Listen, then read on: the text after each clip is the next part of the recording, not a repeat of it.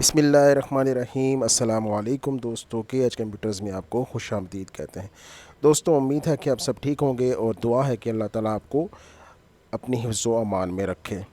दोस्तों आज की वीडियो हमारी बहुत अहम है और ये एक मॉडल है डेल का, del latitude E6400।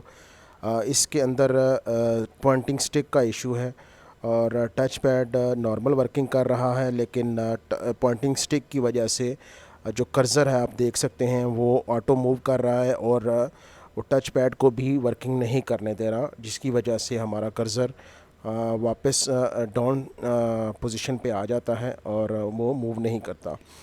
External mouse हम लगाकर इसको चेक करेंगे। इसके लिए आप चेक कर सकते हैं कि एक्सटर्नल माउस मूव करने की वजह से कर्सर जो है वो डेस्कटॉप की स्क्रीन के ऊपर ज़ाहिर तो हो रहा है और मूव भी हो रहा है, लेकिन नॉर्मल वर्क नहीं कर रहा। दोस्तों ये इशू पहले भी मैंने इसके मुतालिक वीडियो अपलोड की है और उसके अंदर जो इशू का जो सॉल्यूशन बताया था वो ज़रा डिफरेंट था।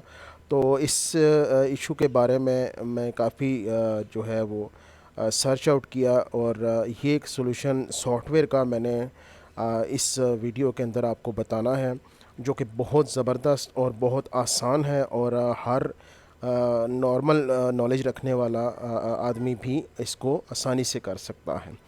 दोस्तों ये मॉडल आप देख सकते हैं, डेल लैटिट्यूड E6400 ये मॉडल है और ये इसकी पॉइंटिंग स्टिक है। आप देख सकते हैं ये पॉइंटिंग स्टिक इशू कर रही है, जिसकी वजह से ये टच पैड भी नॉर्मल वर्किंग नहीं कर रहा। नॉर्मल वर्किंग ना करने की वजह से ये जो कर्सर है ये बार बार कॉर्नर्स में चला जाता है या डाउन हो जाता है। आप मूव करते हैं तो ठीक तरह से काम नहीं करता। दोस्तों ये इशू आप चेक कर लें अच्छी तरह से और इसको समझ लें। अभी कुछ ही देर में आपको मैं ये सॉल्यूशन इसका बताने वाला हूँ और आपने इस वीडियो को गौर से देखना है और शुरू से आखिर तक, और चैनल को ज़रूर सब्सक्राइब करना है, लाइक करना है और शेयर करना है। चले आइए दोस्तों आपको तरीक़ाकार बताते हैं इसका।